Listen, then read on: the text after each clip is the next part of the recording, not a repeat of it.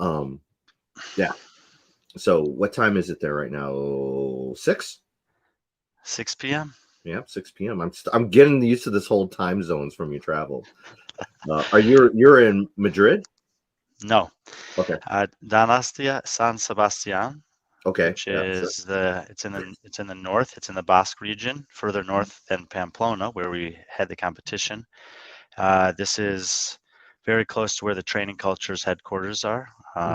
Zaruts is the town that the gym is in. We were there earlier today. Aniol lives here in San Sebastian, and so do the owner of Training Culture and their head coach, Mike. And then I believe Fabian Benito lives down in Zaruts, closer to the gym. Mm. Um, so just headed up here on Monday after the competition to see a different part of Spain and spend a few days with those guys, get to know a little bit more about their training community. And um, I mean, it's actually been very cool. And then I will head to Madrid tomorrow night, spend one night with Joe Siastula, Mm. get to meet his wife. We'll have a nice meal there, and then on Thursday I'll fly back to the States. And you flying back to Charlotte or Chicago? Chicago, I'm gonna just stay through the Super Bowl weekend up there and visit some friends, and then I'll go back to Charlotte on Valentine's Day. No date yet, so if anyone's in Charlotte.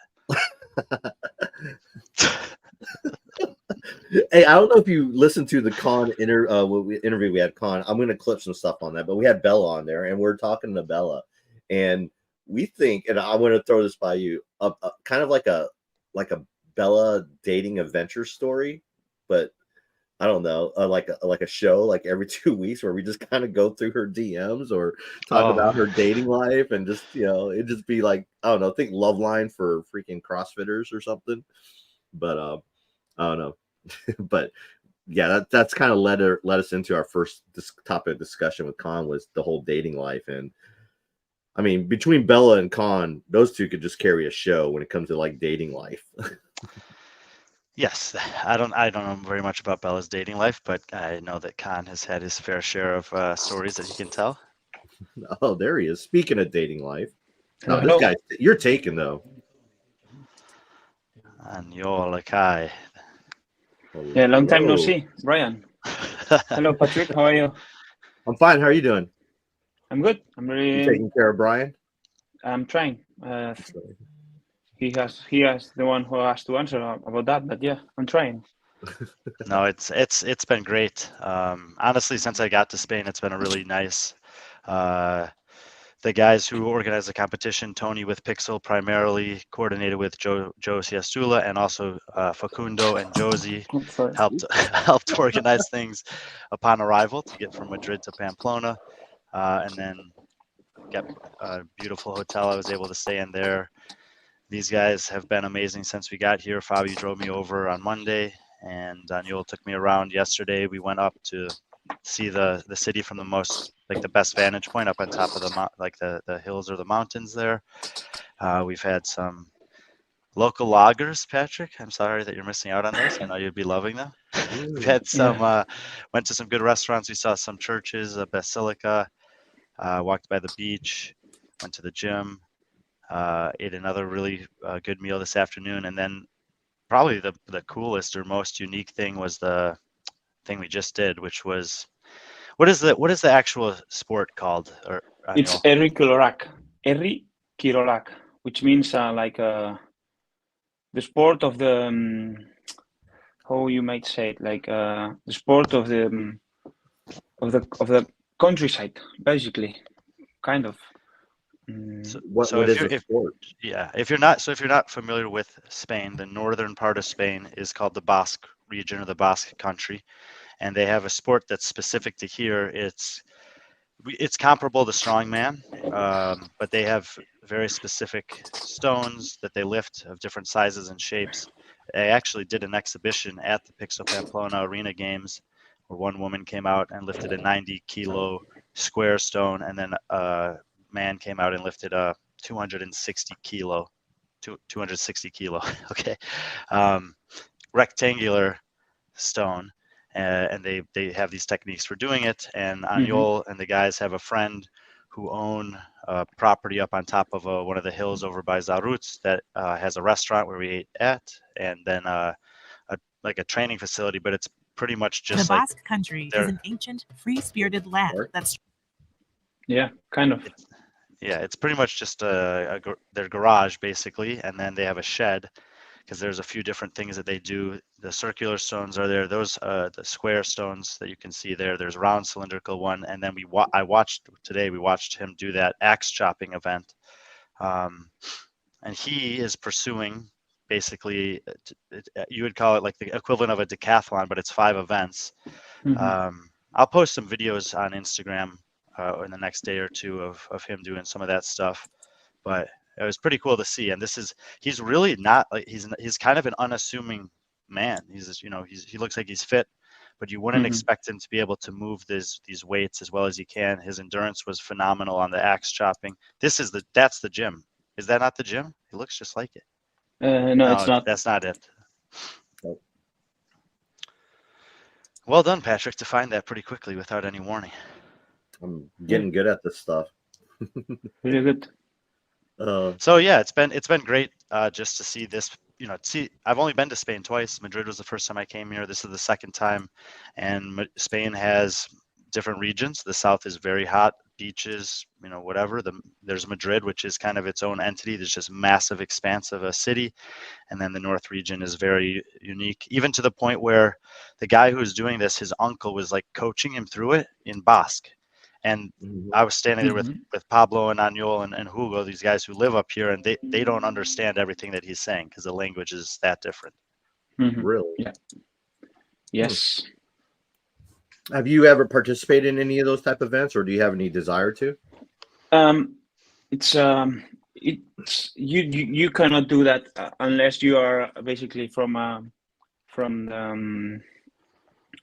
of the towns or the training areas. Like this is only for people like they have been living in a house or in a village big enough, or you can have access to the trees or to these kind of stones or whatever. If you are foreign or not used to it, you basically don't do it because it just works like this. I wanted to, but they told me it's better if I don't do that.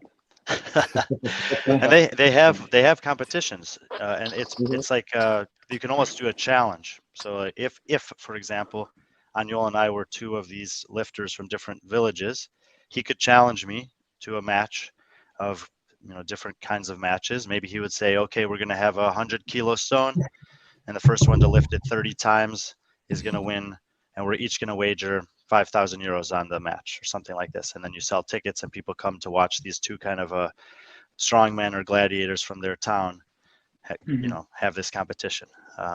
Strongman gladiator that you just described yourself. Yeah. No, not me. The guy we watched today. Oh, okay. And more actually, his uncle, the guy who was coaching him, is like a legend of this. The stones have gone up to 300 kilos. But but you can do it for weight, and you can also do it for reps, basically. So he's done I think they said 13 reps with a 150-kilo stone in a minute or something like that. And it's from the ground to the shoulder. Yeah. Wow. It kind of reminds me of like those Highland games, where it's kind of more local. It has some strongman elements to it, and it's like, and then that's kind of cool using what nature provides you and the community provides you to kind of like test strength and skill. So that's really cool. Actually, Rogue made like this documentary they did about the lifters. They interviewed him, this guy we just met, Brian. The younger one or the older? No, one? the older one. The uncle. Wow. Yeah.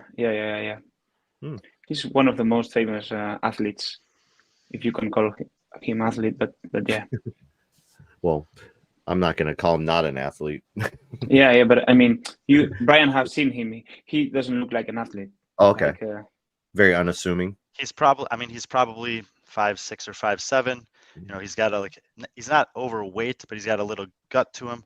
But Sure. you could see the way that he was coaching his Yeah. nephew and the way that he was moving his body, that like he is extremely technical and proficient. Yes. And he also has a specific kind of like mobility and strength through the required range of motion to be able to manipulate these objects. Mm. So he's a very specialized athlete, but definitely is competitive in that discipline. Well, that's cool. Well, thank you for taking care of him and show him around. I know Brian was really excited about this trip because Brian typically doesn't take too much time between trips. When it's done, he goes to the next, he gets ready for the next competition. But you've been known, Aniol, to kind of like whenever you come to the US, you stick around for a little bit to kind of enjoy. You've done that in Dubai. Do you have I mean, you seem like you're pretty well traveled. Especially for competitions. Do you purposely do that so that way you can learn about these other cultures and visit other places? How important is that for you? I mean, I just we usually, or athletes or myself, we usually don't travel that much, or we cannot enjoy that much life outside the gym because of our objectives and our goals. Yeah. And right after the competition, it's probably 1 week or 3 days that we have days off. And with these days off, if I am outside my country, I try to just to travel around, you know. And after Dubai, me and my girlfriend, we did like overnight in Istanbul, and we spent like 24 hours in Istanbul, which was great because I've never seen any part of Istanbul, and it was amazing. Like it was really fun to be there. You got some nice spices there. Yeah, I got scammed. I was actually but yeah. I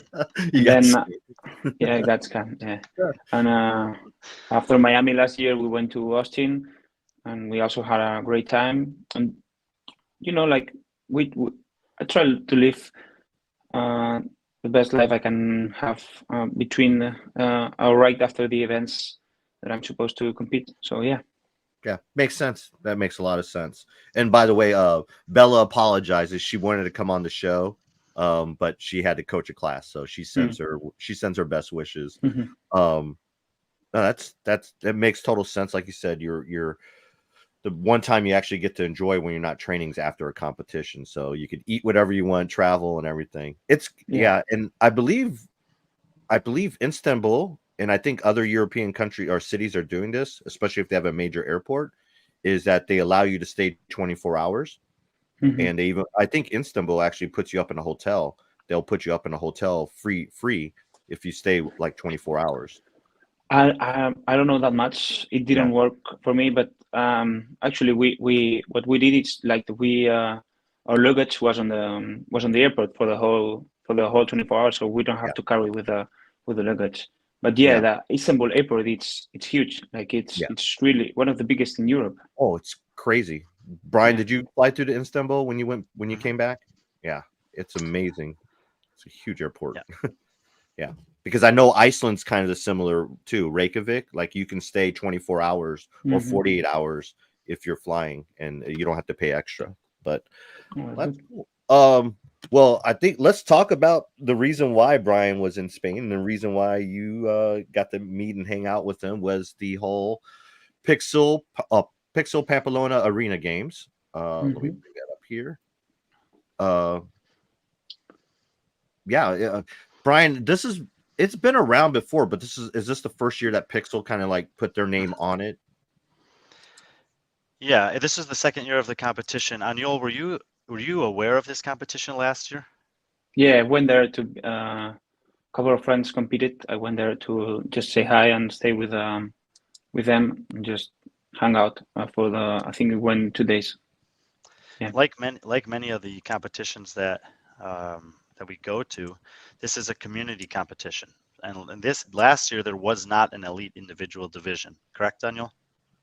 Yes, they didn't have any elite, only teams.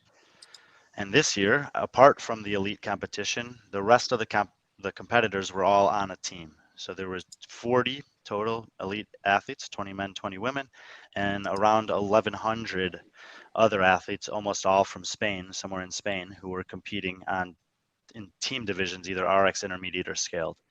So the competition was born as a team competition, and it evolved this year to include the elite divisions, and in large part due to Picsil's involvement. Yeah. Yeah, it looks like just watching your live videos. I mean, I'm not surprised. Anytime you have a CrossFit competition in Spain, the community shows up. The crowd looks like it was intense and into it. Of course, when you have Joe on the emceeing, it always helps. Why is that, Aniol? Why is it all these competitions in Spain have such a huge crowds, huge followings and gathering? Well, I think for the most part, CrossFit in Spain is one of the biggest communities in Europe, or maybe one of the largest growing countries in this past 2 or 3 years. And the community in Spain for the Open, registering the Open, or the different boxes that open every year, it's growing and growing. And I think the community, it's really, really, really big in Spain. And also in Pamplona, which is not a big city, I think has like 150,000 people, something like that. And it has like 10 or 12 different CrossFit gyms, which is a lot for this population. And they also have one of the, if not the biggest, one of the biggest gyms in Spain. They host like almost 1,200 people, or 1,200 different athletes or clients. And yeah, like we have in Spain, we have really good venues for the athletes. Like you being a scale or intermediate athlete and get to compete in this big venue, I think it's really, really good for an athlete. Like the experience, it's amazing. I think the competition in Spain is one of the biggest or the best country that can host a competition because of the community, because of the venues, also because of the most of the hotels are good. I think it's a really good country to host competition, actually. And in addition to that, the city is supportive of the event. Yeah. So we went to the grocery store in the mall. There were signs advertising that the Picsil Pamplona Arena Games were happening on the days they're happening in the Navarro Arena. The newspaper, the front cover story on Saturday was a picture actually of Aniol doing the event in the streets of Pamplona from Friday. The radio was there interviewing athletes. The TV stations were there interviewing athletes. So the town and its media and its the signage around the town were supportive of the competition. And this is something that I have noticed at a few different places that I've been this off season, that when the city and or country have buy-in to the competitions, it makes a big difference. Yeah. And for those that don't know, Pamplona, famously known for the running of the bulls. I mean, I woke up Friday morning and not knowing the event. I mean, I knew the event, but I didn't know how it would look. But the athletes, I don't know if it was across all divisions, but you actually got to somewhat participate in a version of Guess the Running of the Bulls, where the event had you running down the streets, that the actual running of the bulls happens. Yes. So Yeah, on Friday, the elite individuals did the event that you saw. The other 1,100 athletes had a run in a different part of the city. Aniol, have you ever ran with the bulls? Is this yeah, once I did once with my sister and my father. Yeah, like How 3 old were years you? ago. 2 years ago? I was 3 years or 4 years ago. I think it was I was 22 or 21. No, wait. It was it's 6 years ago. Sorry, or 5 years ago. Gotcha. Yeah. Gotcha. Wow. And how was that experience? Well, it's just unique. Like there are no words to explain it. Just like the adrenaline you feel, or the nervous you are, just knowing that you're gonna run for just like 5 to 10 meters in front of the bulls, or you're gonna try it. It's just like amazing. Like actually, I run because we didn't do the whole running of the bulls. Like the real circuit or the real path, it's about 1 kilometers, and we just did like half of it. And but the the part that I ran, the part that we ran on the Friday, it's part of the run that I used to I used to run in that day. So I barely know that the street, or I'm really used to, or not used to, but I knew how was the path of the race. Yeah. If you want to see, what they actually did, I ran the entire thing on Instagram the morning before they did. It's, I'm holding a phone, so it's a little wobbly. Shaky. It's not the most stable thing, but you can see the path. I kind of stop and show you around the city a little bit. And then when the athletes were doing it, I basically picked them up. They did maybe a 400 or 500 meter run, and then they started pushing a sled, and then they lifted some stones, and we covered every heat of that. So you can go and watch and see what they did. There's a picture of Fabi's girlfriend there doing the sled push.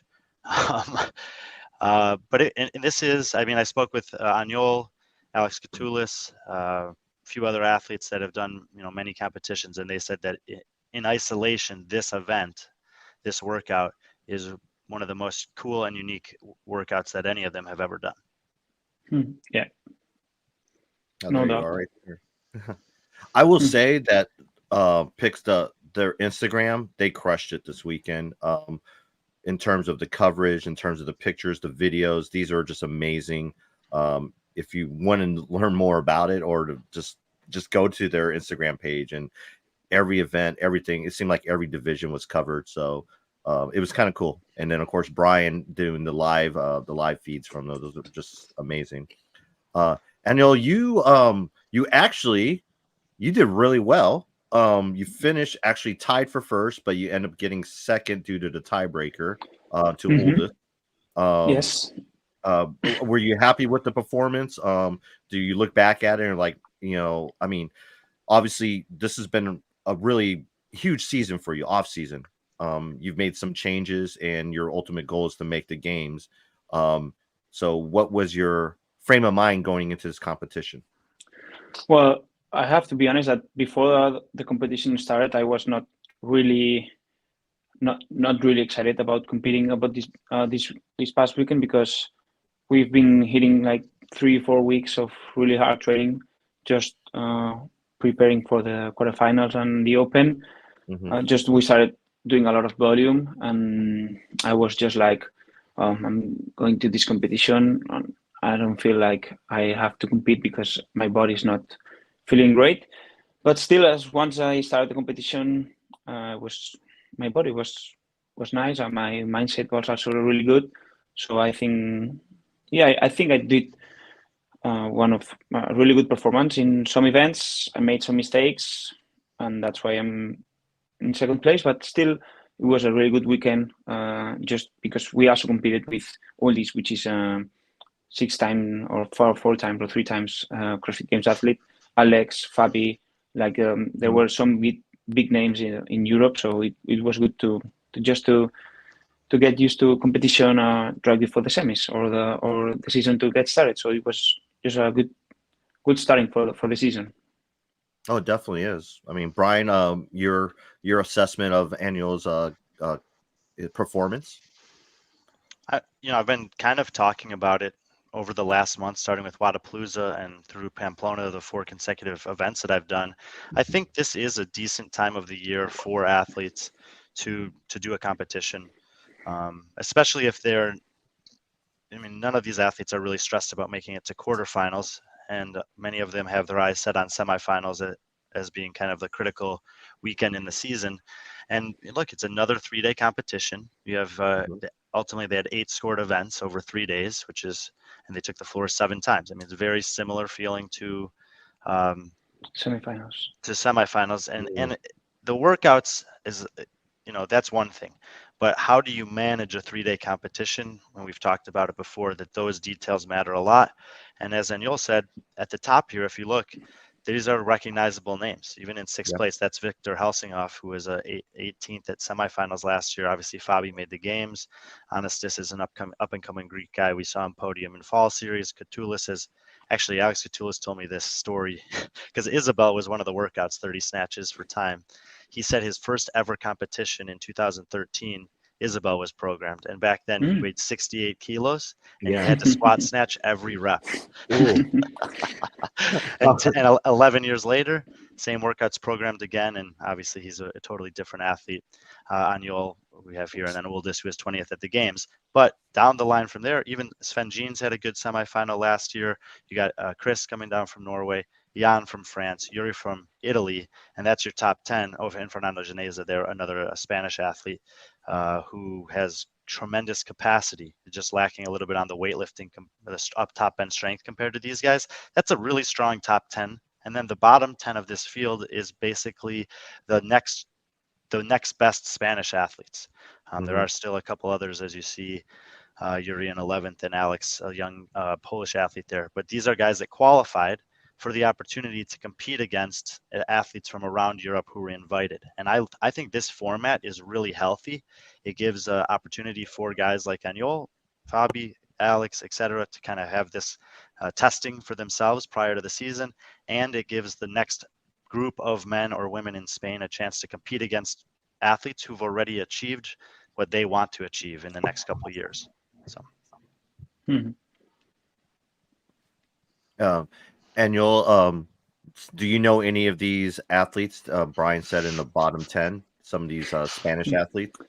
Yeah, I know everyone. Like, it's part of my job to get to know like all the other competitors. So yeah, I basically briefed Brian a little before the competition started. So it was pretty cool. I sat down with him and Elena, and we went through the men and the women's roster because in a couple of cases, like Victor Fisica, I've seen the name before, but I didn't know too much about it. And in other cases, like Alvaro Gomez, for example, I didn't know anything about him.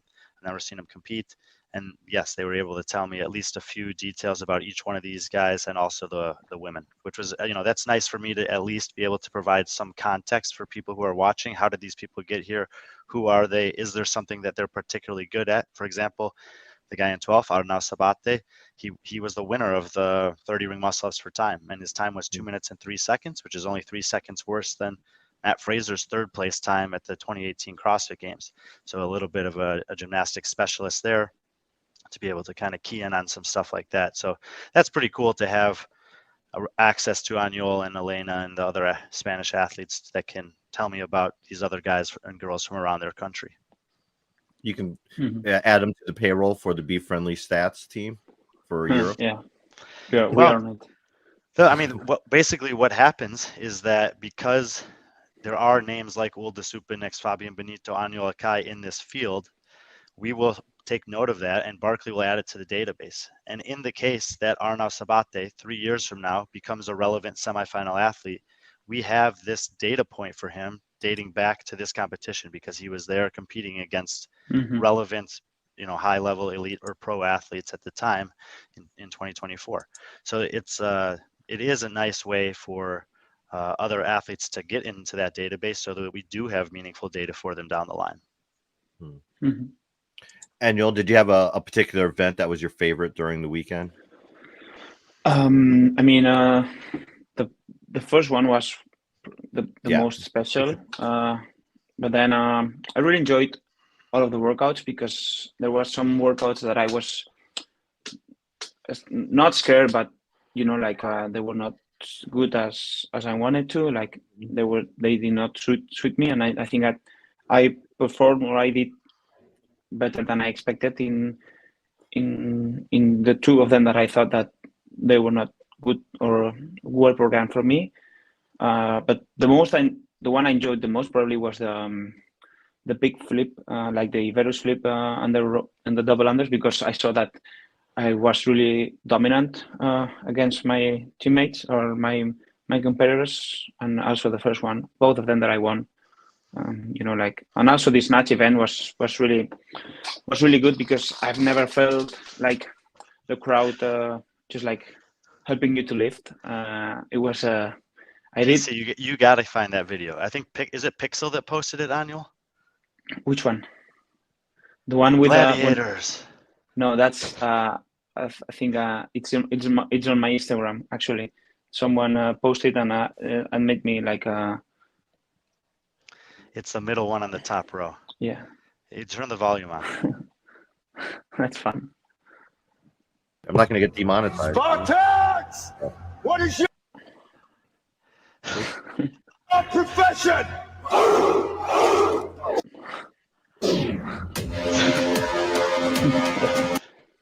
That's me. It was I mean it was an interesting event because it was a two-parter. They had Isabel, and then they had a 1 rep max snatch. It was what was the time cap for Isabel? 3 minutes or 4 minutes? 3 minutes. 3 3 minutes. minutes. 2 minute 2 minute reset. rest. 5 minutes max snatch, and everyone was on the field at the same time. So there was a lot going on. Obviously, if 20 guys are trying to do a 1 rep max snatch in a 5-minute window, you're like looking all over the place. Joe went up into the stands to have a better vantage point. He's calling out numbers from the stands. But this is this, and if you didn't watch this, it's even worth it just to go and watch the Instagram feed for the first 30 seconds so you can appreciate the crowd.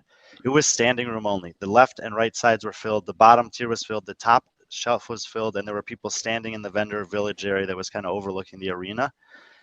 And for the athletes, I mean, it's like the ultimate environment, especially for the Spanish athletes. I think Aniol, your family was there, correct? Yeah. And he was in the middle of the floor because he was the leader of the competition, one of the biggest names there, obviously, one of the best Spanish athletes in the world. And he hits this snatch at 125 and kilos, and the place just went crazy. And like, this is raw emotion. Like, you can tell me, Aniol, if I'm wrong. I don't think you planned this celebration. I think this is just a natural response. No, yeah, of course. I was And just like out of my mind. It was one of the best experience I've ever had in a competition field, actually. Yeah. And you get this sick 10-second reel out of it that you can watch over and over again. Yeah. Yeah. I'm sure you got some good pictures out of that too. Someone has to have pictures of that celebration. Yeah, I think so. No one sent it to me, but I think so, yeah. Yeah, blow it up and hang it up in your room or something. New profile pic. Yeah. Well, let's talk about, I guess, obviously the women competed too. You talked about the men's field. Women's field, you mentioned Elena earlier, but really no surprise. Karina Freyova just kind of, that's what she does. She wins these competitions. That's what she does. How impressive was she this weekend, Brian? I think that's maybe we can ask Aniol, because I think that he had a chance to speak to a lot of the women who were in the field that they got a chance to watch one of the best women in the world compete against her. Aniol, did you speak to some of the girls, and what was it like for them? Well, I spoke to some of them, and most of them grateful to share like a competition with Karen Frey, because she's just impressive. Like, she doesn't talk that much. She's just over there, but only just her presence, it's just like overwhelming for some of the people and also the crowd. She's really loved in Spain because every time she comes, she just demolished all the competitions. And actually, the snatch event was really impressive because I think she did like 92 kilos, like nothing. And she was like holding on the bottom and then going up, and the crowd that one. That's just impressive. She didn't need to do that lift. Same thing as Aniol, center lane, right in the middle. And even though she's not a Spanish athlete, the fans in Spain know who she is, and that this is her afterwards thanking the crowd, and she did it for them. Like, she did that lift for the crowd, and they knew this and they appreciated it. The next highest lift was 85 kilos, and Karen had already hit 90 and 92 before that happened. I mean, look, Karen, it's not to say anything bad about the field. Karen is one of the best in the world at snatching. She won the European semifinal in the snatch, where she matched Laura Horvath and then beat her on the tiebreak at 210 pounds. She won the Olympic lifting total in Dubai. Like, she's one of the best female snatchers that we have in the sport. But it was like, there's another example. They had a workout that was basically an AMRAP in 15 minutes with a weight vest on of rope climbs, step overs, and pistols. That was tough. And she was like dozens of reps ahead of the field, and with 15 seconds left, she ran back to the rig to do one extra rope climb before the buzzer hit. So, I think it was multifaceted. Like, she's been working with Facundo now for close to 6 months, and they've been working on some specific things, and they were testing some of those things in the competition, despite what other athletes were doing. But she also was putting on a show. She was like, people paid money. She understands people pay to be there to watch us compete. I'm going to compete. And she was doing it right up to the buzzer, and she would do extra lift when she didn't have to. And like Aniol does, she's a silent professional. She will, I mean, she's coming out of her shell a little bit and comfortable speaking in English more and more. She did maybe an interview or two with me at the end of the competition one day for 1 or 2 questions. But more than anything else, I think what Aniol said is right on the money, is that in the warm-up area, before they take the floor, on the competition floor, after the workouts, the way that she handles herself is something that the other athletes, regardless of age, can look at, whether they're inexperienced or not, older than her or not, they can look at her and say, okay, this is one of the best in the world, and this is what she's doing. And it's, like I said, an honor, or they're grateful to be out there and being able to see that and experience that. You're muted, Patrick. But I will add just one other thing. The other thing that's really cool, because of the way that this competition was structured, all the athletes were competing on the floor at the same time, one heat of 20, basically. That was intentional because the organizers wanted those athletes to have an opportunity to literally compete against her, not just in the same competition or on the same floor, but to go head to head with her. And they programmed a few workouts, which I'm sure people could sit back and criticize and say, oh, it's ridiculous to program Isabel for the pros now. They're too fast. It's too tight of margins, blah, whatever these things are. They knew what they were doing. These are like specialty workouts, 30 snatches for time, 1 rep max snatch, 30 rep muscle ups for time. And guess what? The last woman who got into the competition on a backfill earlier this week, her name's Lola Guillen, she beat Karen Frey in the 30 reps for time on Isabel. Like, that's a memory that no matter what, if she never does anything else in CrossFit before, and she actually wrote this on her Instagram, she finished there in 12th, you can never take that away from her. Mm-hmm. And for Karen, like, she's always like, I don't want to lose to anyone. But the point is that these local athletes who qualified to get into this event against some of the best women, or one of the best women in Europe and in the world, she beat her. Like, that's a pretty special moment. That is, especially because in any other CrossFit competition, she would have been in a different heat, and who knows if she would have even gotten that, because she would have been competing head to head with Freyova. So that is kind of an advantage of that. Aniol, I want to get you've known Elena for a while. We mentioned her earlier. She finished in second, and no surprise that she would be on the podium. But Patrick. Yes. Let me teach you a little Spanish lesson. Yes. Elena Carathala, Yeah. Elena with an A sounding, if you scroll to the bottom, I don't know if she's even on here, she did not end up competing, is spelled with an H. It looks like Helena to us, and his girlfriend is Helena, or Elena, she's down here, Avendano, and Elena. Did I do okay, Aniol? Yeah, you did really good. So that was actually super hard for me like 4 or 5 days ago, and I've been practicing it.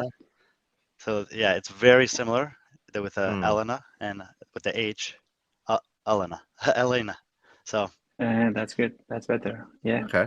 Well, thank you for that. My apologies to anyone that I insulted. So it's good. It's good. Don't worry.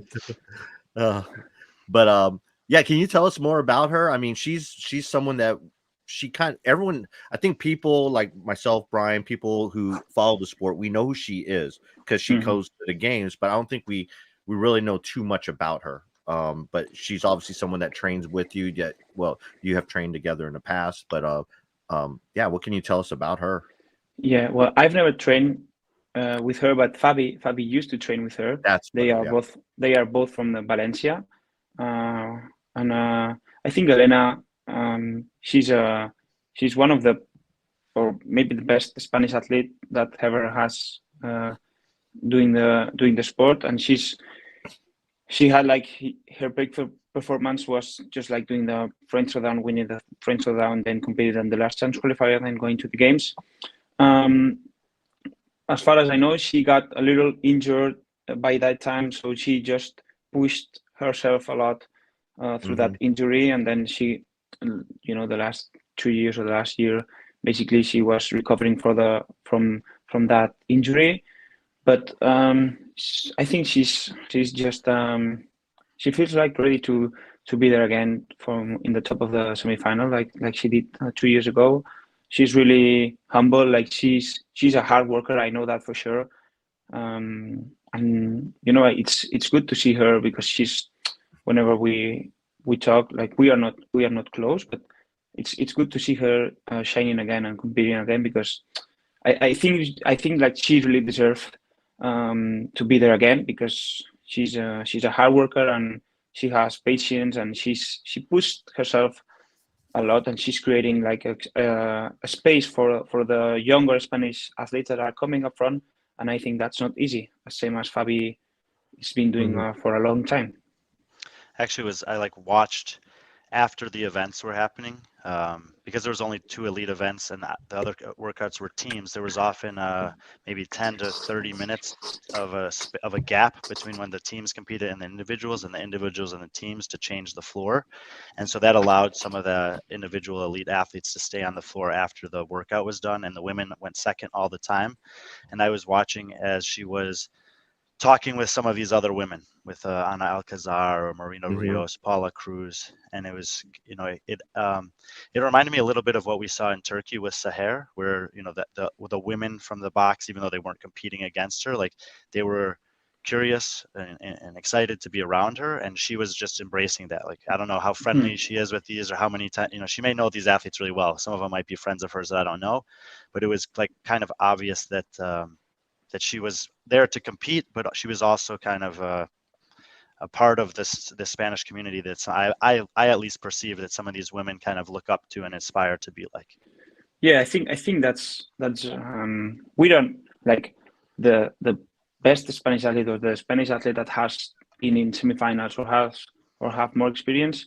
I think it's not part. We are not. I feel like we don't have to do it, but sometimes we feel like we have to. Because I was. It happens to me and Fabi the same. Like we saw young athletes, and when I was young, I would like to come here, the best Spanish athlete or one of the best Spanish athletes, and say to me, "Hey, why are you doing this?" Or why you this is the technique to do it, or why you do switch the grip here, or before getting to the stage, say, "Hey, good luck," and try to keep it up and push the pace or whatever, And I think it's a good opportunity for us to compete against the younger athletes, to teach them or what is the pace or what is our strategy in the workout, so they get along with us or they think about the workout, or maybe just a way to help them. I think it's also good for us because I would like to have that same when I was young. So for us and for Fabi and also for Elena, I think we try to do it with the younger athletes. I think that's very important. I think Tia did something similar when, and I think that's maybe one reason why she continues to go back as much as she can to Australia and compete. But you see that at Torian last year, where she was, some of these younger athletes were still on the floor, and she would go out there and root them on and help them out. And I've heard many things from the Australian female athletes. So, when someone like as great as Tia is helping you out, it can mean the world. And I think, when Elena, yourself, or Fabi can do that to the younger Spanish athletes, it means it means the world to them too. Especially like you said, you wish you had someone like that when you were younger. So you're just making the sport better for your country and putting Spanish CrossFit on the map even more. Yeah, we're trying.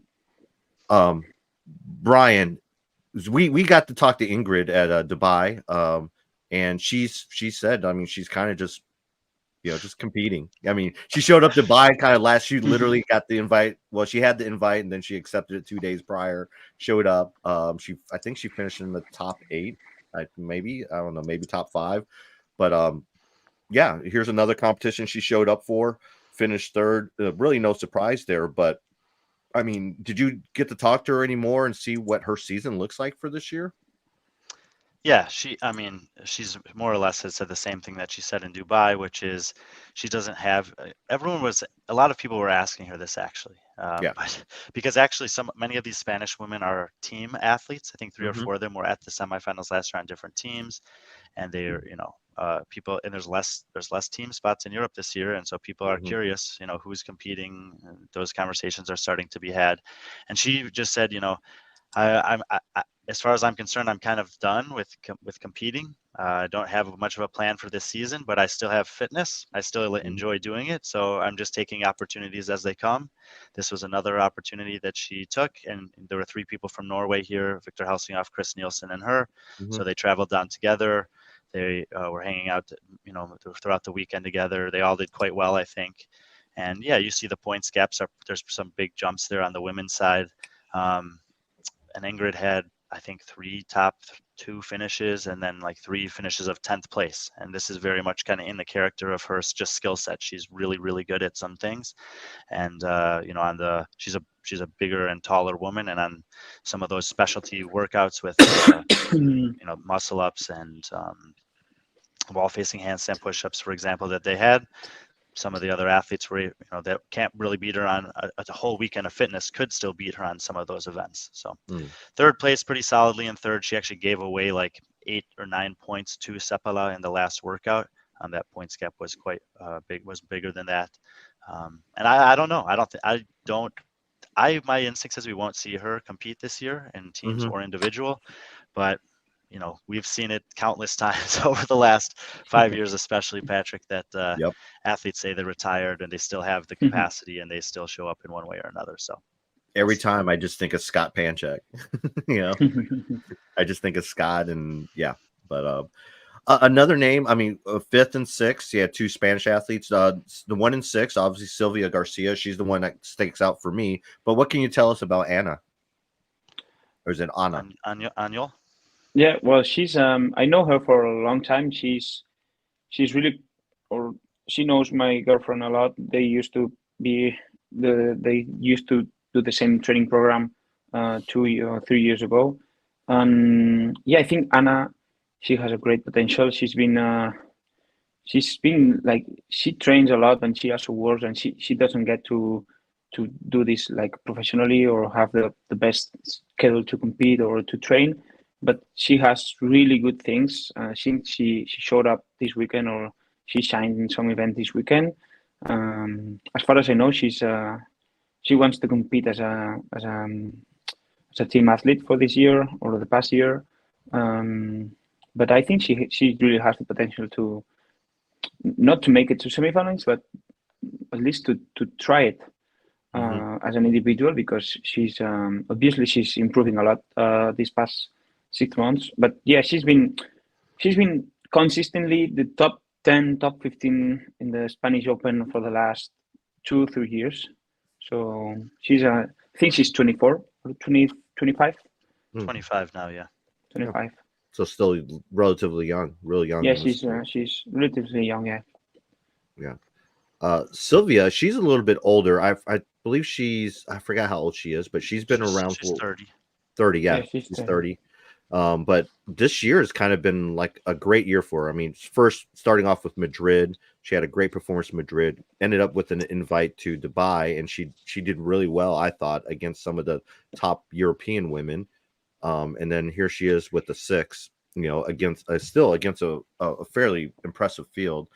Brian, Brian or Aniol, how do you see Sylvia in terms of this year, in terms of, is she going to make the semifinals, or, does she have that potential? What do you think, Aniol? I mean, I think she has made it semifinals all the 3 years before. I think she can make it. Like, I don't think she can make it. I think she will make it. She has some really strength. She's really strong in her leg. Like, she has a really good power strength. I think she's improving some weakness that she used to have. She's now partnering with Martin in Asturias, and they think they pushed both of them. They help each other. So So yeah, I think she will make it to the semis, and into the semis, you know, like I don't know how good she's gonna perform, but I think she's a good candidate to make it to semis. Yes. It's, we'll have this conversation throughout the next couple of months, but the way that the season is structured this year, you cannot afford to have any mistakes in quarterfinals, even if you are a perennial semifinals athlete, and it's twofold. There's less spots in North America, East, West, and Europe, and there's more people eligible to participate in the quarterfinals, which means that depending on a specific workout that might come up, whether it be strength-based, skill-based, if there's like 100 shuttle runs and you're just not great at one of those things, then there's a lot of people that could steal points from you, and the quarterfinals could suddenly become a lot more pressure filled. Additionally, if you need to be on point in terms of adhering to all the standards, weighing your weights, proper measurements, all these things, because any one mistake there is going to be more punishing than ever before. Taking all those things out of the equation, which they're in the equation, Sylvia is absolutely one of the, at this point, from what we've seen, and when we take all of the team athletes, because there's a lot of athletes this year who in a 60-person semifinal field in Europe would consider going individual, that I think are going to compete on a team. So when we take all these also out of the equation, some of them are already starting to see on Instagram. Sylvia is one of the top 40 women in Europe right now, so she certainly should make the semifinals in that regard. And then what could happen in semifinals I think is actually going to be about as wide open on the women's side as it's been in a while, because you have, Annie Thorisdottir is out of the mix. Matilda Garnis is out of the mix. A few of the others that had really good performances last year will be going on teams. And I think that if you get to the European semifinal as a female, maybe even as a male, it's going to be really competitive. I actually don't mind having 40 athletes in the field. It's just that the qualifying process needs to be extremely, extremely precise. And if it is, and you get the best 40 there, we're going to have one of the more entertaining semifinals from top to bottom in the history of the sport, because it's such a select group. Yeah, that's going to be a party. Yeah. Yeah. Well, let's stay on that topic. So your off season is done. So how's the training look from here to semifinals for you? Aniol? So it looks boring, actually. The truth. I love it. My life looks boring. Just like wake up, eat, train, eat, sleep, train again, eat, and go back to home and sleep. That's for at least going to be like this for from right now, just like from next week until semifinals. Well, obviously, I see myself in semifinals. So yeah, but boring, but also exciting, because last year we pushed a lot on training. We used to train a lot. We did some good improvements on every aspect of my training. This year we are doing even more things, sacrificing more things in nutrition, in recovery, in training, in mobility, a lot of different things than last year that I think that will help me to be more focused, to be more motivated, to be more dedicated into the training, and also that it will show up in semifinal, hopefully. And my ultimate goal, obviously, to take that ticket to the games in 18th of May. Yeah, I know we've been for the last couple of years since we met you. We've kind of been telling people like, hey, keep an eye out on you, and everything that I've seen so far this off season from you has been you're trending in the right direction, and I think it would be great to see you at the games. So that's just how I feel. Yeah, thank you. Every support, every good feeling, it's welcome. So yeah, I'm really excited for this season. Like obviously the ultimate goal is these games, but lately I've been enjoying more to train. Just to working out with a crew here in Zaragoza that we have. Also, like I'm feeling like I'm improving a lot of my weakness or a lot of different things lately, which also helps to just still going. So yeah, definitely making or not to the games, it's obviously a big thing, but also there are really good competitions, really that I want to be there at and to compete. So yeah, I'm really excited for this 2024 season. Aniol, is one of the things that's quite frankly surprised me a little bit this week is how good your relationship is with Fabian. Yeah, I didn't really recognize that, and so for people that didn't get to see that, what has it been like over the last couple of years getting to know him, and obviously as a training partner, also a competitor and a friend? yeah. So you know, like we've been getting closer every year. We met, like, obviously we have known for each other for a long time. When we started training together every day 2 years ago. Obviously, when training culture, when my coach said that, hey guys, do you want to come over here, train together, and push yourself to make it? I was, yeah, definitely. Like, he's the best athlete in Spain. I'm the second one. I'm pretty sure he can help me. I'm pretty sure that I can help him. And there was no doubt in the beginning. Like, yeah, let's do it, because we are not, like, I really don't care to be the fittest in Spain or be the second. I want to make it to the games, and this is going to help both of us. We have plenty of competitors outside of Spain, so why don't we do it? And the first year, like the first year was kind of difficult because I was planning to do a team. I was not around here that much because I was traveling a lot. But this past year we were not the only ones, but we are basically training together every day, doing from A to Z of the training program we have to do. We're spending a lot of time together. We are sharing a lot of different thoughts about not only training, but about life, about his son, about the relationship we have.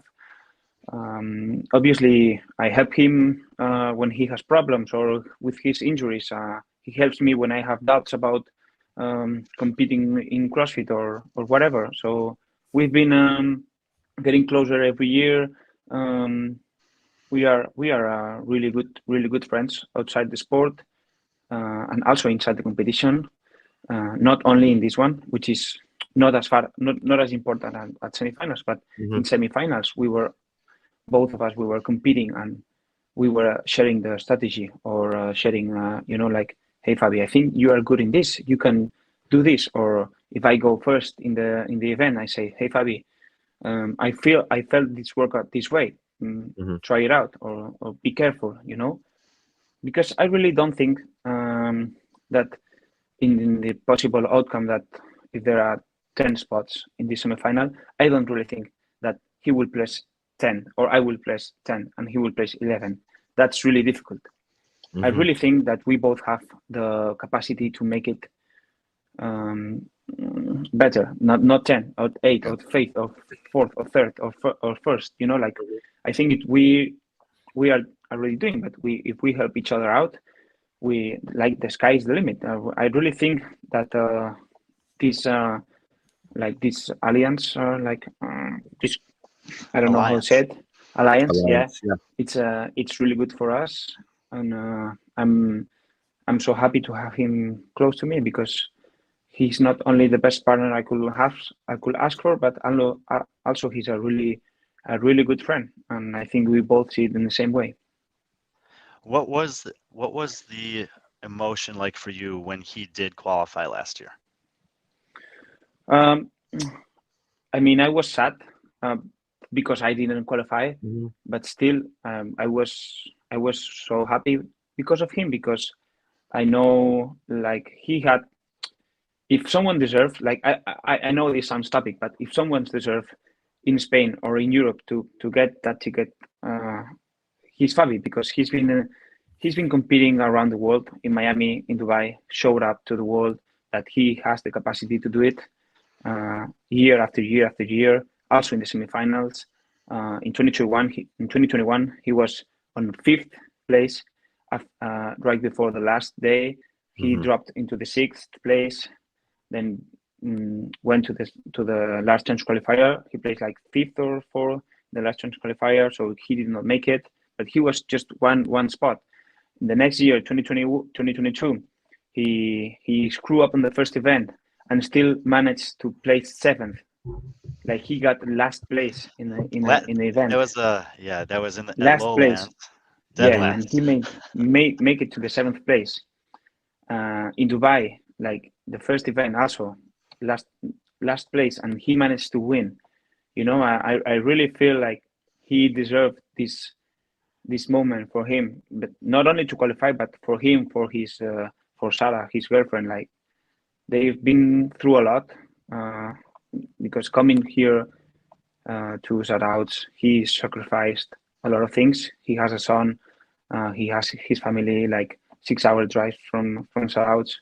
He's sacrificing a lot, same as me. But you know, like I feel reflect on what he's doing, on his sacrifice, and I really think that he is the one who deserves most to qualify and to enjoy, because for a long time he was not enjoying CrossFit, and now he's enjoying it, and he's enjoying the journey, and I can see it because now he's happier than he used to be, and it's because of this. So yeah, like it was a really special moment, and I really think he deserved it.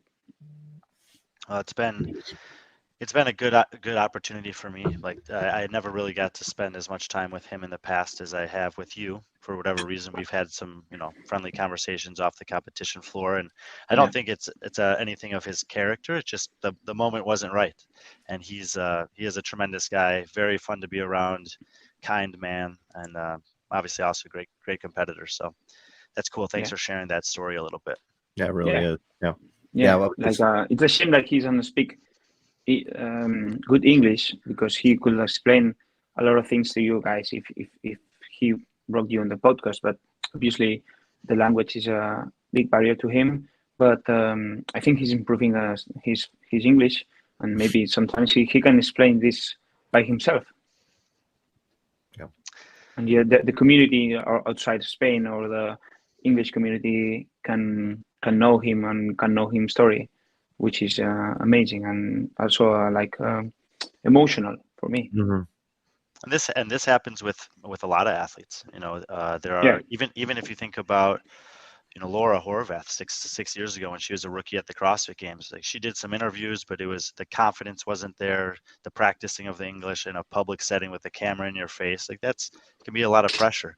And you see her 3, 4, 5 years later, as she still doesn't say a ton, but when she chooses to speak, she can express herself pretty clearly, and people get to know her better. And that's just one example of many that I've seen over the years. And if you are, if you're a young athlete with a lot of potential in this space, I think Victor Hoffer is doing this right now. Mm-hmm. He's intentionally starting to try to learn and practice speaking English in public settings, because if someday you end up on that stage and they want to talk to you and you can do that, that's the language that the most people are going to be able to relate to. And so I think he's doing a good thing in that regard. Yeah, I got to talking to him in Miami. And if you don't remember the first year in Dubai, it was just funny to talk to him, because it was so difficult to talk to him. But this year in Miami, he improved a lot. And when I talked to him at Rogue, he was telling me he was kept on apologizing, but he was speaking really good at Rogue. And then when I saw him in Miami, he wasn't apologizing at all. He was like, he's getting more confidence. And I think it's important, especially for a young athlete, not just within the, confidence is so huge. And I think he really values, I could tell that in Dubai that he had a connection with you and some of the other training cultures people, because he was the youngest person in the field, and you guys kind of took care of him. And I know he really appreciates that. Aniol, the way you're sitting there with that nice Picsil jacket zipped all the way up to the neck, it looks like you're about to get a haircut. Are you going to cut that hair anytime soon? Ooh. I'm not. Everyone is, I don't know what's with people, but everyone keep asking me about my hair. It's beautiful. Beautiful. Thank you. I've said this to Con. I'm really happy about my hair. My ultimate goal is to have it like this, but even longer. I think I will manage to do it on semifinals. So I'm really excited. I told Con Porter that Con Porter is one of my good friends. I told him he doesn't have the most beautiful hair in CrossFit. I told him you do now. No, so. yeah, that's a good. I like it. Yeah. Yep. I wanna have the hair like Can looks. Yeah, you should reach out to him. He'll give you some tips and tell you how long. I will reach out to him. Yeah, we are close definitely. too. So yeah, I will send him a message. Yeah, you should. In fact, Patrick, you'll like this. The restaurant that they took me to last night, they said that they also had taken Con there. So I took a picture of the menu and sent it to him. And he was like, dude, that place is amazing. Oh, that's great. That's great. Everything always goes back to Con. He gets around. He does. He's, whenever he'll never stop competing in CrossFit because he says he'll always compete as long as he's capable of doing so. But he's a perfect ambassador, just like you are for Spain. I mean, you and Fabi have been great ambassadors, and Elena as well. So, it's great, and thanks for taking care of Brian while he was there. Yeah. He's a nice guy. So I take care of him. That's good. Yeah. Well, we won't keep you any longer, so that way you can enjoy the rest of your evening. Thank you. We'll catch up soon. Best of luck with you sign up for the Open yet? Not yet. I'll do it the last day. Okay. Yeah. Right. Yeah. That's what all the athletes do. But yeah, I mean, I don't have to ask you. I know you're going to sign up for the Open, but just a reminder if you haven't signed up for the Open to do it. So I will. I'm honing my skills in for the Open. Also, I did 8 ring muscle ups today. Watch out. Whoa, yeah. Easy, eh? Yeah. Well, he did ring muscle ups and then he disappeared. He only did ring muscle ups. Well, thank you again. We'll chat soon. Hopefully, I'm pretty sure Brian will see you at semifinals. Hopefully, I can make it as well. But otherwise, always a pleasure catching up with you. And thanks. Thank you, again. Patrick. Yeah, thank you very much, guys, to have me on the podcast. And see you soon. Yep, definitely. Bye, guys. So Aniol Ekai. I know. The legend. Great dude.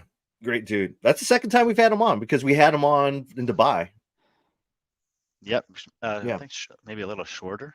Yeah, it was shorter. I think he just came on just real briefly, but he seems a lot more comfortable this time around than Dubai. Maybe I don't know. It just seemed like it's been a fascinating experience this week. I would say in the same regard that he has just. I don't think it's that his English has gotten better in the week, but because he's speaking to me more like on a regular basis. I mean, yesterday we went for like a 2 or 3 hour walk and excursion and speaking in English the entire time. He's just getting into the rhythm. And the same thing has been happening to me in Spanish. I don't have a ton of opportunity in my life to practice Spanish that often, but here I'm just like find myself like flowing back into the Spanish when we're having dinner. It's hard for me to understand everything that's going on because they speak quickly and some of it is a little bit native to the region, the Basque, and there's like a little crossover, but I'm having my thoughts start to be in Spanish a little bit more. And I think that's just part of, the immersion. It's like a cross immersion for specifically for Aniol and myself. Yeah. I'm going to follow him back. Following him back. Yeah, that'd be a good idea. It's funny because I feel bad anytime I bring up like their Instagram, like on our channel or live on YouTube. I always feel bad about like, oh shoot, we didn't follow this person back. But it's also cool that they see that they're following us too at the same time. So, but he's a good dude. I no doubt that he was following us. So. But overall, your assessment, I mean, will obviously the memoirs will be coming out soon, hopefully, whenever you get a chance to write that. You've been busy. I have not written them yet, but I will. It's the last one of 20. If you have not been following along, I've written one after all 20 stops. They're not all competitions. Some of them were some different stuff, Power Monkey Camp, some seminars we did in Norway, etc. But yeah, I've written 20 of those. I think there's a lot of good information in there. Maybe we might pull some of it out or at least put it in a place where you can access some of them more easily in the next couple of weeks. And I'll write one for here to kind of put a wrap or a bow on and I just call it the end of the year. Basically, I measure the years in open to open. So yeah, that makes sense. Open to open. Yeah. So we look forward to that. So unfortunately, I heard yesterday on Peter's podcast that you won't be making the show, but just kind of let people know he was supposed to go on with Josh Bridges and Kotler. So I know I'm that would have really been bummed. I'm really bummed about that. I've Peter invited me to come on, and I said I'm going to be in Spain. I don't know what my schedule is going to be like, and if I can make it, I will make it. He said does it at the same time every week, obviously, and these guys at the Training Culture have been so generous. Their friend owns this hotel. They put me up in this hotel. They've been buying me plane tickets and bus tickets and coordinating travel around their country. And on Thursday, I have a flight out of Madrid, and they said, you already took the train from Madrid up to Pamplona. You don't need to take the train for 4 hours back there. There's like a 30 euros 45-minute flight, or maybe it's an hour flight from Bilbao to Madrid, but it's at 9 o'clock at night. The exact time that the show is. I actually think it's at 9:30, so it's like a half hour before. But Peter's like, it's only a half hour show. I'm like, I know, I'm not. And he's like, is it too stressful? I'm like, no, I literally think I'll be on the plane. I don't think I'm going to have service to be able to do this show well at that specific time. And so and he's going to, I hope he's able to find someone to replace me quickly. And he said he'll have me on. I think this is the last. This is going to be the last, basically 3 people of the third trimester of the season, and then they'll progress to a battle. And then I think Seth and Andrew are waiting in the final for one other contestant. So correct. So I guess I'll have to be relegated to season 2.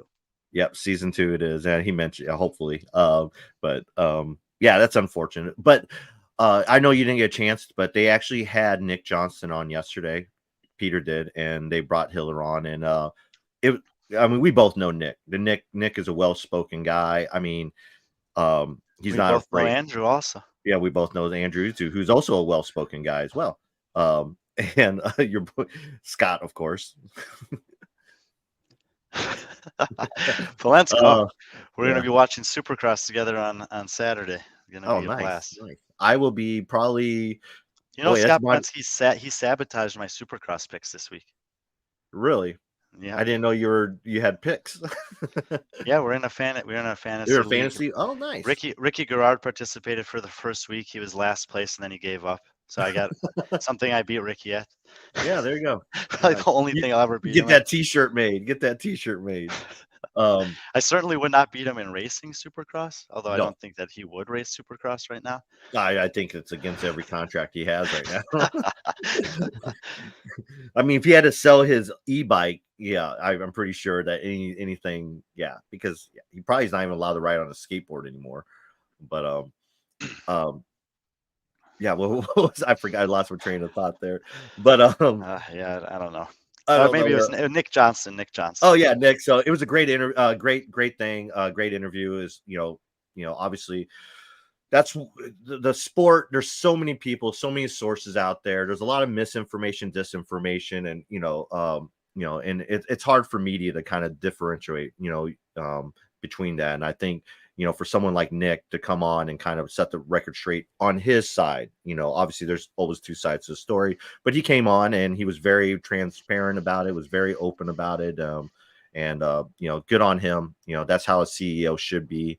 I thought if you have a chance, go back, watch that on Peter's channel. Andrew was great on it. It's a lot of questions and a lot of answers. So this is actually a great example and an opportunity for a point of clarification. That's something that happened last week, because there was we were talking about fittest experience, and I was talking about something that Taylor Self had done on his Instagram, and I didn't call him by his name, and Andrew and Taylor didn't like that. They're like, just say his name, whatever it was. And the thing is, acknowledge me. Yes, Taylor did that. But when I said whoever you are, what I was meaning is in any context. It happens at every competition where someone, sometimes it's Andrew, sometimes it's Taylor, sometimes it's whoever, gets a piece of information, and then they decide to project this information out into the CrossFit universe without asking questions to try to get a full picture for the context.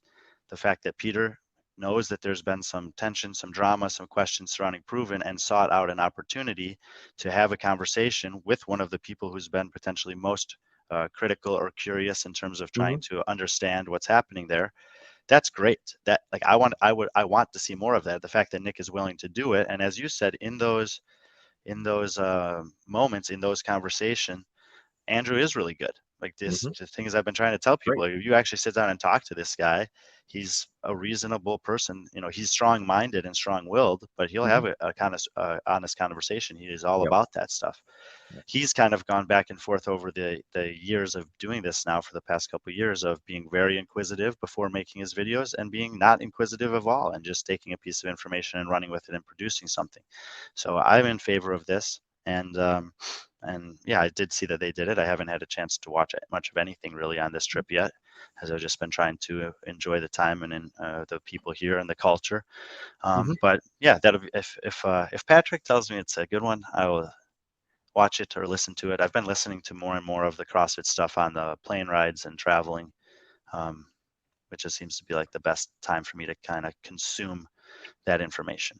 That's because you've watched all the movies in the queue on every airplane so far. Not true. Every single movie, you know. No, I like it when.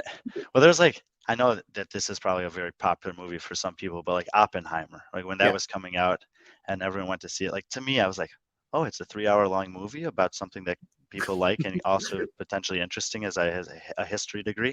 That seems like a perfect movie to watch on the plane. So on Thursday, 9-hour plane ride from Madrid to O'Hare. I might watch this one because I haven't watched it. I might listen to one or two podcasts and maybe sleep an hour or two. You never know. Yeah. In my world, CrossFit related, you know, so went to the gym. Well, I woke up. I have a Army physical fitness test in a month, and I am just out of shape.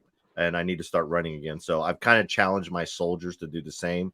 So I'm trying to hold them accountable. By holding them accountable, I'm holding myself accountable. I have no doubt that I can pass the test. It's no doubt, but I just don't want to be struggling. And, you know, I need to show like, I need to be a leader. I need to show that I can, you know, that I can keep up with some of these younger kids as well.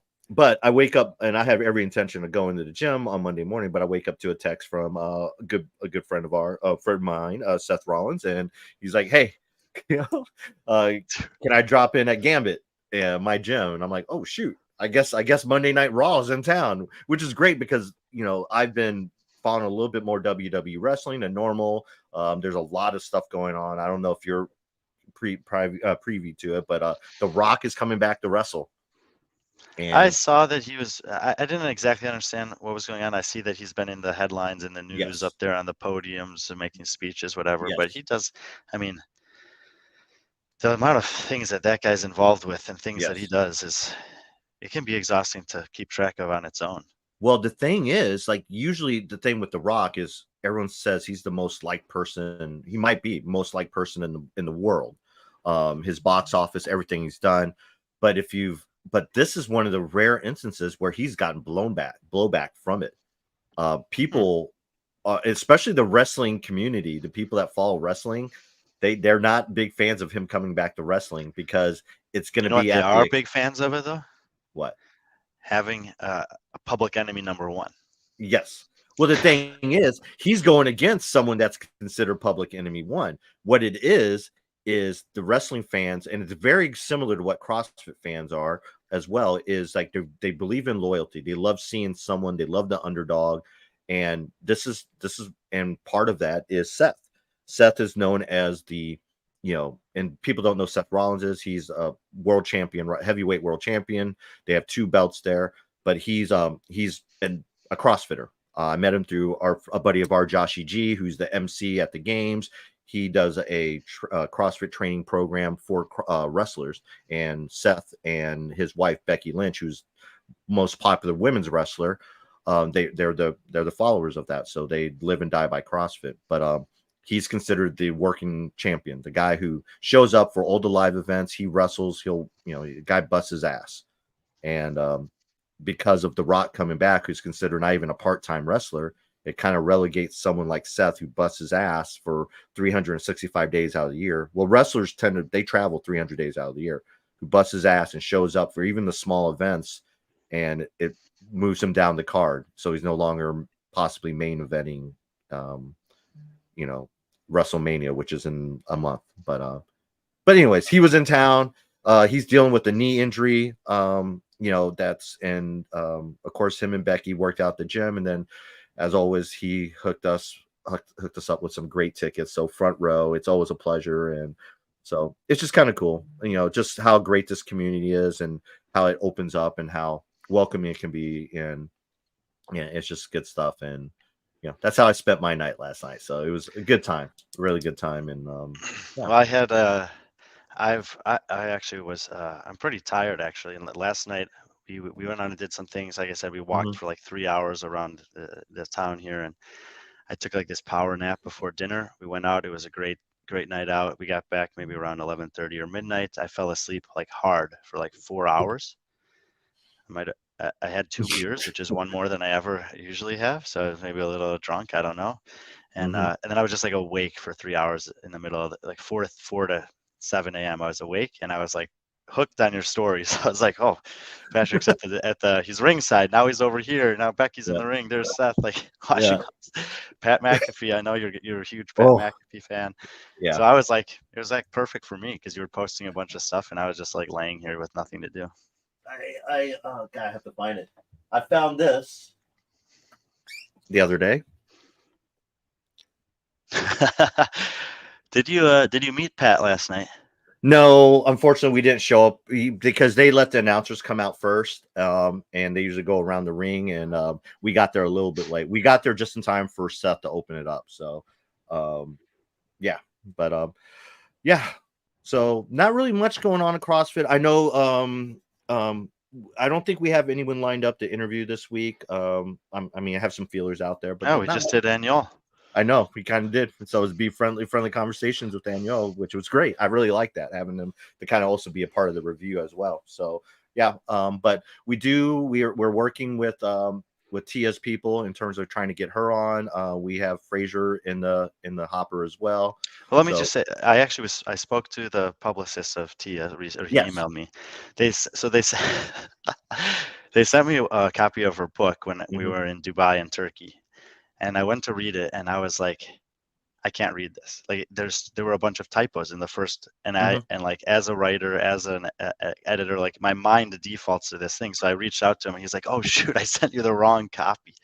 It's like an old copy. We have, corrected ones or whatever." And he emailed me as a PDF, and I just like, I've never been able to read on a Kindle or an electric thing. Like if I'm going to read a book, I want it in my hands type of a person. And I messaged him back, and I was like, dude, I'm sorry. I'm just like, I'm old school in some ways, and this is just one of those things. And he actually is sending me I think it should be there by the time I get back on Valentine's Day. So if no one else accepts my opportunity for a date, I'll just be maybe having a date with Tia Claire Toomey's book. But I want to read it before we have her on. So 100%. Or if we are able to get her on, because that's cool.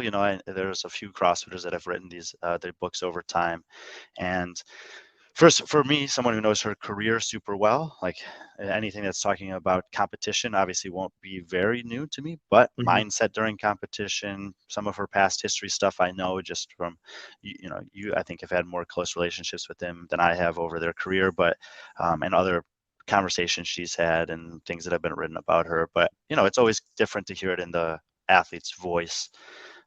So yes, that's kind of the plan or the update with regard to that.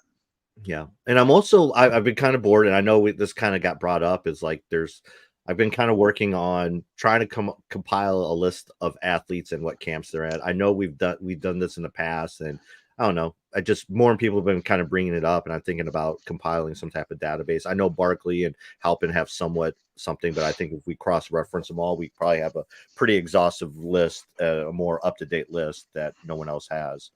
So that's another thing I'm kind of working on. It's a tough list to keep up to date with. It is ever changing. Yeah. But I think now is the time you do it, before the Open. So at least that way, as of the time of the Open, very rarely, unless there's like some type of, some type of extraordinary circumstance that someone leaves a camp, if they're in a camp, sure. during the game season. Yeah, I mean, it's even the like a coach's perspective. This weekend Facundo was in Pamplona because he was coaching Karen. Uldis is Mayhem athlete that he's worked with. There are a few other athletes that he's worked with in the past or that follow Mayhem and programming there. But really, he's developed a very close working relationship with Karen. I think that was the primary reason that he was there. And he likes to ask questions. And he likes to put these scenarios out there for people to. He's got a psychology degree, and whatever. I always look forward to that. Every time I obviously we're big Facundo fans here, and I love him. But every time that's the one thing I enjoy about Facundo is the conversations I have with him and those scenarios that he's like, what if, and would you do this? Or he's always asking an opinion, and you can always see his brain working. But I'm sorry, go ahead, Brian. So I like to always flip the script on him. And he will ask you, and the spectrum of things he can ask about can be far reaching. And it can be from CrossFit specific to things that you'd be like, what did you just ask me? But I asked him if I was just like I was planning to run through a list of some of the top athletes in the world. Like if this person called you up tomorrow, right, would you coach them? And he kind of just cut me off and he was like, no, it's too, there's not enough time. If I want to start working with an athlete, there's just like 9 or 10 months prior to the main thing that they were trying to do is kind of like the minimum time frame that I would prefer. And like you said, there can be exceptional cases, but from both perspective at this point, to what you're saying, at this point, we can probably have a pretty good idea of who's going to be where this year in terms of coach and or training program. Because I think both the athletes and the coaches recognize that if you want to kind of have an optimal, keep in mind that for many of the athletes, it's not the games that's their ultimate target. I mean, that is the ultimate target, but there's only one way to get there. It doesn't matter what you did last year or any other year. You have to qualify through the open, quarters, semifinals process. And so at one point of the season or another is where the rubber's going to meet the road for them. And I think that a lot of them understand on both sides that there's a certain amount of time that's kind of been a best or optimal in order to have the best possible relationship and training plan leading into that critical weekend. Yeah. Facundo he looks tall in this picture. I know, I was just double checking he's not standing on anything. anything. I was looking to see if he's like standing on something or any lifts, but no, yeah, Facundo is great. I remember at the game. He might have put some lifts in those Nikes that he's wearing. Probably. Inserts. Yeah. Yeah, just not much going on. Yeah, I mean, we kind of hit on the whole Ellie thing last week without you, but we didn't go into depth with it, and I know that's something that you're kind of. Oh yeah, I mean, look, this is to the conversation we were having earlier. This topic is a hot topic. I think I saw that Andrew did a video about it, or at least where it was part of it. I think Sevan did a video which it was part of it, and there was a ton of engagement on those videos. Even for those guys, it seemed to be very high numbers. And I at least haven't said anything about it because I'm trying to understand what's going on. And so there's a process for that. As a media personality or company in the CrossFit space, CrossFit has said this is the path that you should go through to ask questions. And I had a variety of questions, so I submitted those questions, and I got some answers back. And basically, just like they have said in other forums, like this is the extent of what we're willing to say about it. And other than that, there's some personal things in the situation that are not ours to share. And that's the case for all of the athletes who file these appeals, because the biggest thing that I've learned is it's not black and white. And in her case or in any case, and there is a rule book that has some specific things in it, but it's within the context of those specific sentences or examples that they give, parameters that they set. There are still things that need to be investigated. There are still things that need to be explored, conversations that need to be had, questions that need to be asked.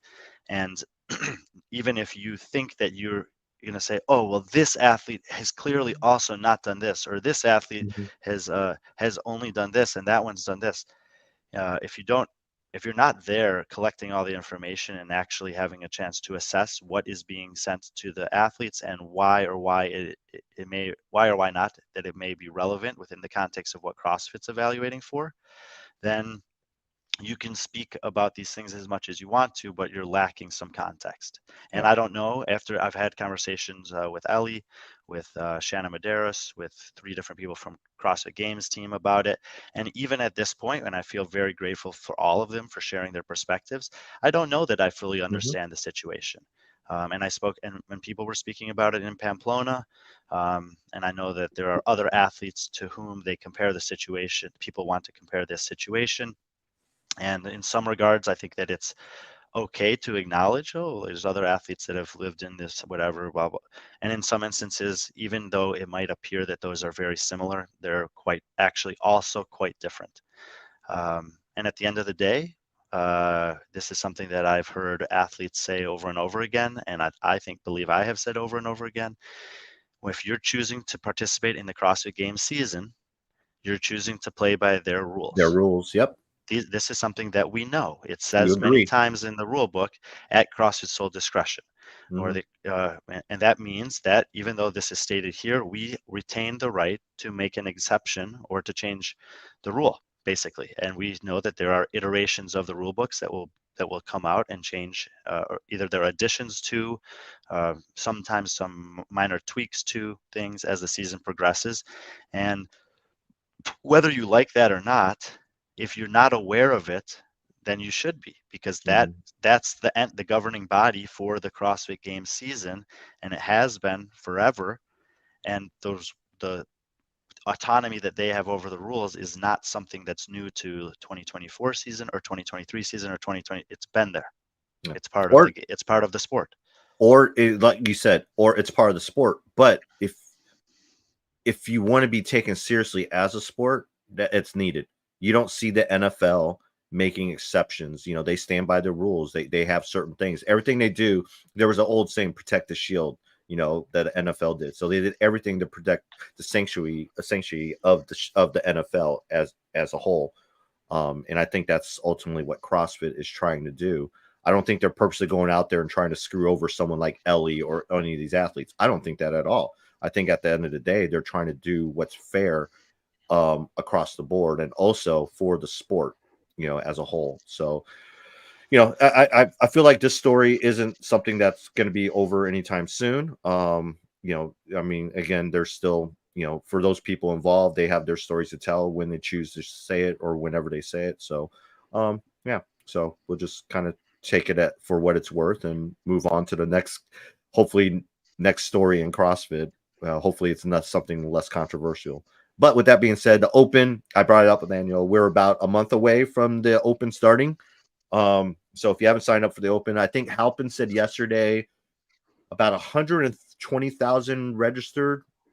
Yeah, 120,000 are registered so far with a month ago. So that's not keeping into account that big rush, couple days prior. So it looks like right now, I was actually thinking about this because I've been traveling for the past month to these competitions, and I'm looking on Instagram, because it's a good place to stay in touch with what's going on, research, etc. Sure.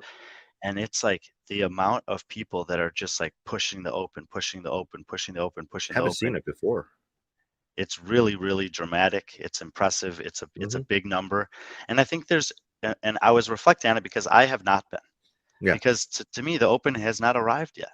Yeah. Like there are still relevant competitions happening that are helping to shape my mindset for this upcoming season. And the athletes that I'm really, really watching that are competing here, I'm like, from my perspective, as whatever little space I have in this community, the Open isn't relevant for them. I'm going to be watching at quarterfinals for the reasons I spoke about earlier, and then for the ones that make it for semifinals. And the same thing with CrossFit. That quarterfinal stage of competition this year for me is under the microscope. I actually like the 40-person semifinals. I like the reduced number of competitors there. And as I mentioned, I think it's going to be extremely entertaining and competitive, but you got to get the right people there. And the quarterfinals is the opportunity to do it. And there's a small amount of time to turn around from quarters to semifinals. So the review team has to be on point. The communication has to be on point, et cetera, et cetera, et cetera. So those are the things that I'm looking for. But now that I've put the 2023-24 off season kind of in the rear view mirror, is the time to start looking forward. And I was doing it a little bit with my training. I did some chest bar pull-ups the other day, did some ring muscle ups, practiced some double unders. I've done 10 years of the Open, and every workout I've done RX. There's only one movement, I think, that could possibly show up in the Open as the first movement that would preclude me from probably doing an RX workout this year, which is a strict handstand push-ups. Which I have had in the past, but don't always have. It's very difficult for me. But that'll be kind of my goal is to do. I don't think I'm at my fittest. Actually, I know I'm not. And but I will still sign up. I'll still do it. It'll be year 11. Maybe Tyler Watkins will make me a nice playing card or something. And it's fun. The Open's fun. I think I haven't even told you this. I think I might actually be on the road during the Open this year, covering some competitions, but. TBD on a few of those things. And actually the season for me personally is almost booked. And we're going to be going over the competition season that I'm going to be at, covering and bringing coverage to probably the week before the Open. I'm going to try to do that. I just want to make sure that it's okay with every competition. Some of them have announced their dates. Some of them have not announced them publicly yet, but it's we got some, I kind of alluded to in the Instagram story yesterday, like got some big plans for this year that we've been working on. And for me, the year starts with the Open, and Open's one workout a week for 3 weeks. Obviously there'll be some kind of announcements and some workouts, pros probably doing them, and then the community will take them on, and Patrick's going to do them too. Yeah. So CJ, fantastic job, Brian. Thank you. We watched the whole Pamplona event and loved it. Thank you, CJ. Hopefully you listened to this whole podcast and you loved it as well.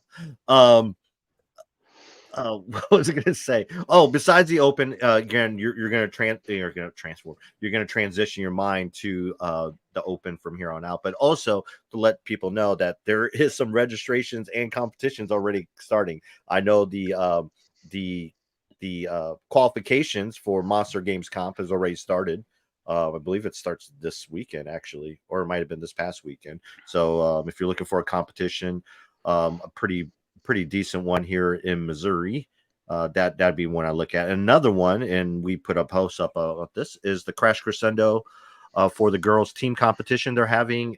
Last time JR mentioned it, he said 45 to 65, I don't know, something, but either way, registration has been going great. And so if you plan on wanting to compete and getting a team together for this, you need to do it now, because it looks like the spots they might already be filled up. So that would be, I believe that's for the same sex teams of four. Gotcha. And I would not be surprised if the registration is full or very, very close to full for that. It often fills up very quickly. The co-ed division is probably not full, because that is more or less intended for teams Elite that qualify for semifinals that want to have a tune-up about 5 weeks out from the North America East, about 4 weeks if you're in the West semifinal. Makes sense. And or teams that have the ambition of competing at a semifinal 2025, etc. So maybe some young athletes that throw a team together, something like that, or just there are also athletes out there that they don't even really have the ambition of competing teams at semifinals, or maybe not even individual semifinals, but they're pretty damn good. Like there's a guy with the Training Culture, he does camera videography work for them. Julian, you may know him, and he competed on a team of 4 in the RX division last year, which was this last weekend in Pamplona, which was no joke. They were like legless rope climb, strict handstand push-ups, worm work, synchro stuff, 4-person synchro. I mean, it was a legit competition, and his team placed second place. Like, he's not trying to be an elite athlete, but he has some buddies that have trained, and they're pretty damn good. And they took second place in that competition out of 40. And you'll see teams like this at Crash Crescendo also in the co-ed division that maybe aren't trying to make a semifinal, but they can still throw down. By the way, this meme is just like Ric Flair. It's timeless. I love this thing. Just saying. Sorry, kind of off subject. Caught my eye. So just go ahead and register. The same sex teams, I would probably take a look at, or reach out to JR through Crash Crucible or his personal Instagram. yeah, besides that, it looks like CrossFit is on they're kind of cashing in on the whole Taylor Swift thing. So this Oh, is was that what that is? Fuck, I yeah, don't know. it's a play on Taylor Swift. So you probably saw that post of mine. Probably Dave's idea. Yeah, it's definitely Dave's idea. You know, he's a big Swiftie. But God, that would be if he actually was like. Can you imagine if he's going on these rucks, like 12-hour rucks with Doug, and he's just listening playing to Taylor Swift? Yeah. Oh yeah. And how they did not include a picture of Dave with the cornrows with the There was. I braids. did. Oh, I think maybe was it Wad Zombie or someone that Yeah, put one Wad up, Zombie did. like a Yeah. little play on Yeah. this. He'll always put. Yeah. He'll always. Yeah. He'll always use a picture of Dave with the braids. He'll always will. And the other the thing picture that is, went like, up. Dave is well known for his like their various looks over the years, but Yeah. this really reminds me that like Boz doesn't get enough credit for the things that he's pulled off. Yes. Exactly. Boz. But anyways, yeah. So speaking of Taylor Swift, who do you got for the Super Bowl, Brian? I won't. Yeah, we won't. Yeah. So, I'm gonna go with the 49ers. I mean, look, I do watch football sometimes. Patrick Mahomes is elevating to the caliber of Tom Brady in terms of the fact that if he's in a playoff game, I don't care what happened in the regular season, you cannot lose focus until the clock hits 0-0 in the fourth quarter or overtime or whatever, because this guy finds a way to win. I personally think that San Francisco has the best roster, has been the best team, and is improving as they go. I also think that a lot of people want to say the quarterback is the best player. I think that Christian McCaffrey is the best player in the NFL right now, even though it's a big team game. Having the best player goes a long way. Their defense is excellent. I'm hopeful, as always in the Super Bowl, that it's a close game. But if I had to pick right now, I would take San Francisco. Yeah, I like that pick, but it's hard, and I'm not a big Chiefs fan, and nor am I a big Patrick Mahomes fan. I have grown to appreciate. You should have asked Aniol. His two favorite teams are the Chiefs and the 49ers. Really? Oh, dang it. Dang it. All right. But yeah, I've learned to appreciate Travis Kelce more and more, and it's not because of their podcast. Him and his brother. I knew you were going to say that. Yeah, and people don't know me. Yes, I work from home. I take in all this content. That's my job, is to soak in content. But there is a lot of CrossFit content out there. But when I'm not listening to CrossFit content, because often it becomes repetitive, sometimes I will switch it up and listen to Pat McAfee or Greater Heights. Which, by the way, Greater Heights, it's a great pod. It's the number one sports podcast in the world right now. So, and that's crazy. It's crazy that Travis is kind of ascended to this level, and so. Did you see I don't know where it was, I saw it today, Eli Manning, this thing? Oh God, his rap. Oh my God, where he's like, something, and Tom Brady's the GOAT. Psych. I beat him twice. Yep, it's on ESPN. It's great. Eli and Peyton are great, but so I'm gonna have to go Chiefs, unfortunately, and just keep it. Not unfortunately. I mean, look, the thing is about sports. Well, I like the Niners. I really do. And you just, I like have this battle in my mind all the time, and it certainly is relevant in CrossFit space too. Like, it's cool to see people set and break records. It's cool to see dynasties and the lasting power that they have. Like, nothing, whether it's sports or history, no dynasty has ever lasted forever. No great empire, government, civilization. Like, there's ups and downs. Yep. And and in that regard, like I said, Patrick Mahomes and Andy Reid and the Kansas City Chiefs are pushing into this realm of historical greatness as a dynasty. But every year, I grew up in the 90s in Chicago with the Bulls, and it's like, just even after they'd won 3, 4, 5 times, like Karl Malone, Sean Payton, Sean Kemp, and Gary Payton. There you go.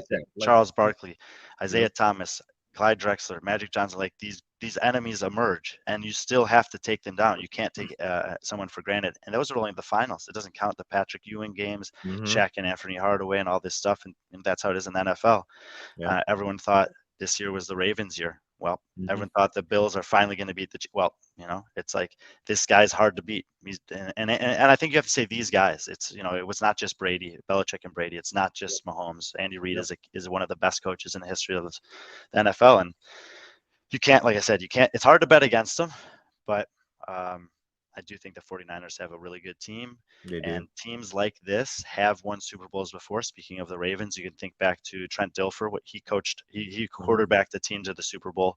And I would say that Brock Purdy has a better all-around package as a quarterback than Trent Dilfer. I don't know if the 49ers defense is as good as that Ravens defense was. No. But there are different formulas that can win in the NFL. And I do think that with the strength of the running game, the versatility between McCaffrey and Deebo Samuel, and the savviness of Brock Purdy, that they can take it to the Chiefs and be right in the mix. Yeah. I also think this is something where we might be seeing these two teams playing in the Super Bowl for years to come, just because Brock Purdy, the biggest handcuff for NFL teams, why you don't see it sustained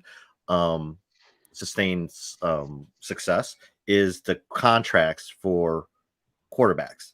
They take up the most money, and Brock Purdy's on his rookie contract where he's getting $800,000 a year for another 3 years.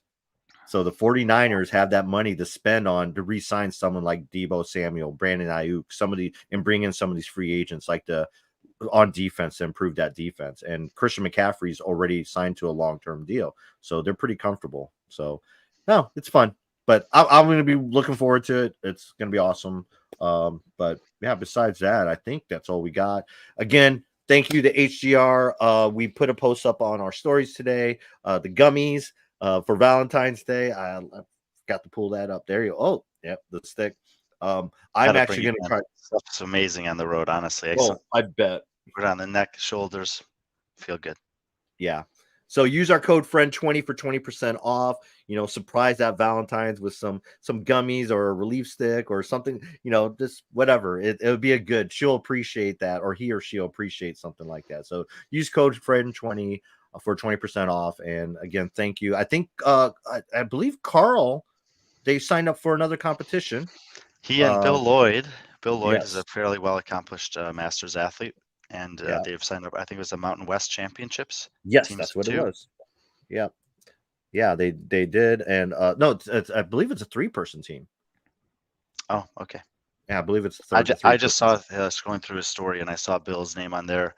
And I actually spoke to Carl last week, and he had mentioned the possibility of that happening. And then lo and behold, there it is. Yeah, they signed up, so that's good. So again, here's a great product sponsored, created by someone like us who loves the community and loves the sport. So support them, support us, and just support their great product. So FRIEND20, and yeah. So yeah, I think that's about it. I talk about future guests. I have reached out to Tom Brady's people. Just saying. Okay. Just saying. I reached out to his people. I have reached out to Tom Brady. I would love to give him on the show to talk about Noble, and so just putting it out there. It's probably never going to happen, but me. I'm always going to shoot. Look, I coached and taught in a high school in Texas with a population of students who were afraid to be wrong about things. And one of the biggest points of emphasis that I made during the year was to just convince them that it's okay to ask questions. And I would just tell them all the time, you'll never know if you don't ask. Yep. It doesn't hurt to ask. Yep. And it's also okay, by the way, to take a chance on something. So credit to you, Patrick. Well, I mean, hell, that's what B.Friendly Fitness was founded on, was taking chances. So, and me, I always shoot my shot. That's what's got me in the military. Why I've been so successful in the military for 30 years. I've shoot my shot, I've asked questions, and I'm not afraid of failure. It's probably also the reason why I'm single at this as well. So it's a good or a bad thing. But just like Brian, I will probably be alone on Valentine's Day. So if you're in the St. Louis area, you want someone to go. I'm still holding out hope. I know. I am too. So I'm shooting my shot. If you're out there, St. Louis area, give me a holler. I'm a great date.